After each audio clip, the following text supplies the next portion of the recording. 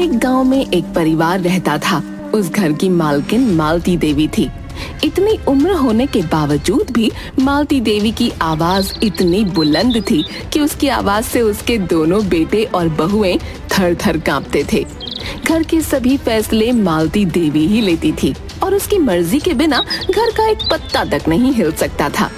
मालती देवी के दोनों बेटे राजू और रवि एक परचून की दुकान चलाते थे, जिसका पूरा हिसाब मालती देवी अपने हाथ में रखती थी।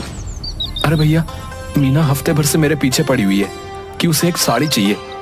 अगले महीने उसके भाई की शादी है ना, तो बस उसी के लिए वो जिद किए हुए है। अरे तो दिला देना एक साड़ी, क्या दिक्कत है? कहाँ से दिला दूं भैया, साड़ी के लिए पैसे भी तो होने चाहिए ना। माँ एक एक पैसे का ऐसे हिसाब रखती है कि अपने लिए 2 पैसे भी नहीं बचा सकता। ये तो तूने बिल्कुल सही कहा यार राजू। हर चीज का इतना हिसाब किताब रखती है कि बस कोई अपने लिए एक पैसा ना बचा ले। बस हर वक्त अपने बक्से को अपने सीने से चिपकाए रहती है। मजाल है आज तक कि किसी ने उसके बक्से की चाबी भी देखी हो। अरे भैया, उस बक्से में घर के कागज, गहने, पैसे और जाने क्या क्या कीमती चीजें होंगी। तभी तो माँ को वो बक्सा जान से भी ज्यादा प्यारा है। हाँ सही बोल रहा है तू। चल, अब काफी देर हो रही है, अब घर चलते हैं। रवि और राजू जब घर पहुंचते हैं तो उन्हें दरवाजे पर से ही अपनी माँ के चिल्लाने की आवाज आ जाती है। वो जल्दी से अंदर जाते हैं। अरे माँ, क्यों चिल्ला रही हो मीना पर? क्या हुआ? देख, इतना तेल तैर रहा है सब्जी में। इतने तेल में तो हफ्ते भर की सब्जी बन जाया करती थी। अगर मेरी सास होती ना तो तेरी खैर न थी। वो तो मैं हूँ जो कुछ कहती नहीं, पर तुम सब इसी चीज का फायदा उठाते हो।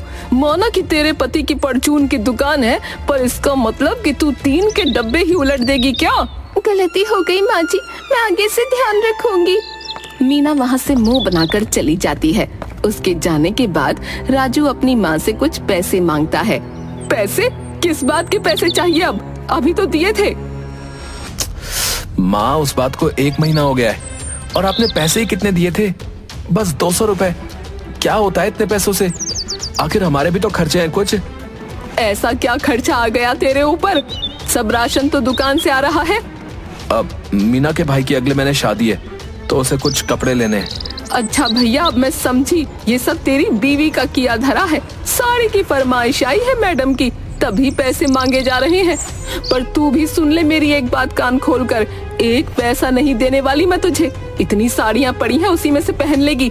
और ज्यादा चूंचा की ना तो जाने भी नहीं दूंगी। इसी बात पर तीनों में झगड़ा होने लगता है और आवाज बाहर तक जाने लगती है। तीनों आपस में लड़ ही रहे होते हैं कि इतने में वहाँ रामू आ जाता है। अरे अरे, ये सब क्या हो रहा है भाई? अरे आप सब लोग लड़ क्यों रहे हो? रामू, मेरा बच्चा तो शहर से आ गया। अच्छा हुआ बेटा जो तू आ गया। देख तेरी माँ के साथ क्या हो रहा है। कैसे दोनों मियाँ बीवी तेरी बूढ़ी माँ पर चिल्ला रहे हैं। क्या हुआ भैया? क्या हुआ भाभी? आप क्यों माँ से लड़ रहे हो? 1 पैसा नहीं देती है हमको। हम इसी बात की लड़ाई लड़ रहे हैं। मीना इतना कहकर वहाँ से चली जाती है। राजू सारी बात रामू को समझाने ही लगता है कि मालती देवी जोर जोर से रोने लगती हैं। और राजू को कुछ भी बोलने नहीं देती। रामू अपनी माँ को गले से लगा लेता है। रो मत माँ, मैं आ गया हूँ ना। बेशक मैं तुम्हारा सौतेला बेटा हूँ, पर आपको सबसे ज्यादा प्यार करता हूँ माँ। अच्छा हुआ तू आ गया रामू। तू अब शहर मत जाना, यहीं रहना मेरे पास। हाँ माँ, मैं अब यहीं रहूंगा। उस दिन की लड़ाई तो पूरे मोहल्ले में पता लग जाती है और जैसे तैसे सब शांत होता है। कुछ दिन घर में शांति रहती है, पर एक सुबह जब शीतल अपनी सास को चाय देने जाती है तो उसकी सास वहाँ मरी पड़ी होती है। हे राम, ये क्या हो गया?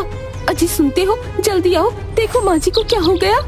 शीतल की आवाज सुनकर सब लोग आ जाते हैं और मालती देवी को ऐसे पड़े देख उनकी हालत बुरी हो जाती है। माँ, माँ, ये क्या हो गया माँ? ये क्या हो गया माँ को? माँ, माँ कुछ तो बोलो माँ, कुछ तो बोलो। राजू जल्दी माँ को हॉस्पिटल ले चल। कोई फायदा नहीं है भैया, माँ इस दुनिया में नहीं रही, हमें छोड़कर चली गई।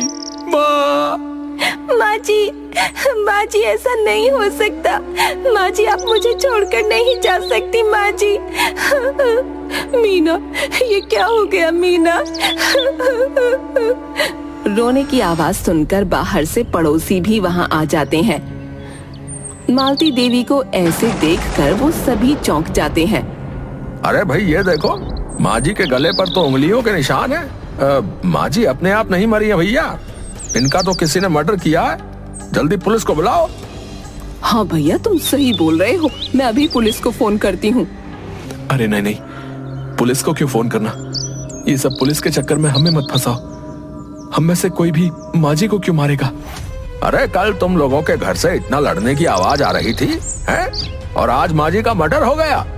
पुलिस तो जरूर आएगी। शांता पुलिस को फोन कर देती है और तुरंत वहाँ पुलिस आ जाती है। अरे हटो हटो यहाँ से, अरे भीड़ मत लगाओ, हमें देखने दो क्या मामला है। अरे ये तो मर्डर है, देखो तो उंगलियों के निशान। बुढ़िया को किसी ने गला घोट कर मारा है। हाँ भाई, किसका काम है ये? तुम सबका क्या रिश्ता है इनसे बताओ। ये इनके बड़े बेटे रवि हैं और इनकी पत्नी शीतल। ये उससे छोटा बेटा राजू और इनकी पत्नी मीना, और मैं सबसे छोटा बेटा हूँ। तुम सबका कैसा रिश्ता था इनके साथ? मतलब किस किस की नहीं बनती थी? हमारी तो माँ जी से कोई लड़ाई नहीं थी। अच्छा, कल जो तुम इतना लड़ रही थी वो, और तुम्हारा पति राजू भी, वो क्या था? अच्छा, तो घर में लड़ाई हुई थी। बताओ किस बात पर किसकी लड़ाई हुई थी? अरे वो तो बस एक छोटी सी बहस थी। मेरी बीवी को अपने भाई की शादी के लिए साड़ी लेनी थी और माँ ने पैसे देने से मना कर दिया था, बस उसी बात पर। हम सब पता लगा लेंगे। चलो अभी हमें घर की तलाशी लेनी है, चलो। पुलिस वाले पूरे घर की तलाशी लेते हैं।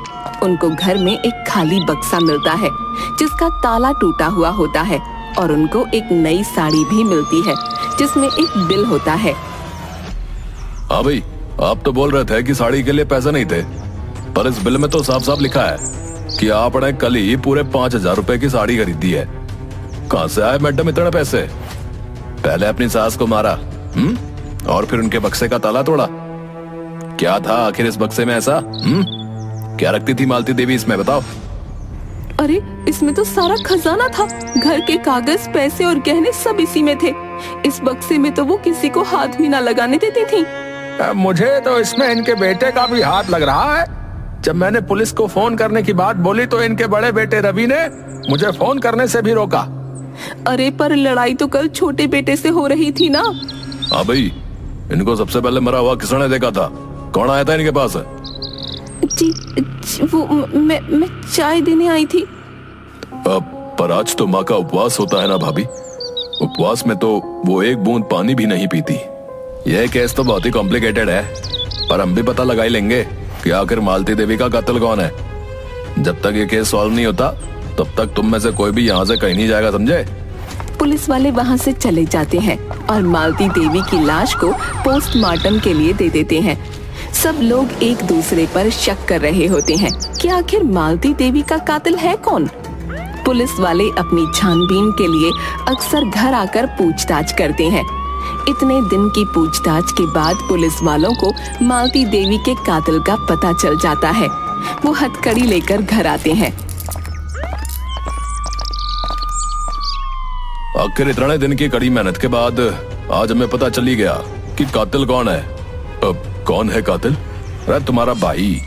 ये सुनकर सबके चेहरों का रंग ही उड़ जाता है। चलो रवि, अब तुम्हारा सच हमें पता चल चुका है। अब तुम्हें पूरी जिंदगी जेल में सड़ना होगा। चलो। आप क्या बोल रहे हैं? ये माँ जी को नहीं मार सकते, आपको गलतफहमी हुई है। हे भगवान, भैया आपने ऐसा क्यों किया भैया? रवि चुपचाप अपने आप को हथकड़ी लगवाता है और पुलिस वालों के साथ चला जाता है। वो किसी को एक शब्द भी नहीं बोलता भी कैसे? आखिर वो एक कातिल जो होता है, वो भी अपनी माँ का कातिल। शीतल सर पकड़कर वहाँ बैठ जाती है और खूब रोती है। पूरे दिन घर में मातम छाया रहता है। शाम को भी सब ऐसे ही चुपचाप उदास बैठे होते हैं। अच्छा, मैं अब चलता हूँ। तुम कहाँ जा रहे हो? शहर और कहाँ? अब यहाँ मैं कैसे रह पाऊंगा? और मेरी नौकरी भी तो शहर में ही है। ऑफिस से फोन आया था तो बस सोचा आज ही निकल जाता हूँ। ठीक है रामू, अपना ध्यान रखना। रामू वहाँ से जाने ही लगता है कि दोनों पुलिस वाले उसके सामने आ खड़े होते हैं। अरे अरे अरे अरे, इतनी भी क्या जल्दी है जाने की? जरा ये बैग तो दिखाओ मैं। अरे इसमें मेरे कपड़े हैं और क्या। आप मेरे कपड़े देखकर क्या करोगे? अरे तू बैग तो दिखा, फिर बताया तेरे को। पुलिस वाले रामू का बैग खोलते हैं तो उसमें ढेर सारे पैसे और गहने निकलते हैं। ये देखकर शीतल, राजू और मीना हक्के बक्के रह जाते हैं। इतने सारे पैसे, और ये तो माँ जी के गहने हैं। हाँ भाई, मालती देवी का कातिल कोई और नहीं बल्कि उनका सौतेला बेटा रामू ही है। इसने पहले बक्से का ताला तोड़ा, फिर उसमें से घर के कागज चुरा लिए और घर को आधे दाम में बेच दिया। उनके सारे गहने ऊपर पानी की टंकी में डाल दिए और आज सब लेकर फरार हो रहा था।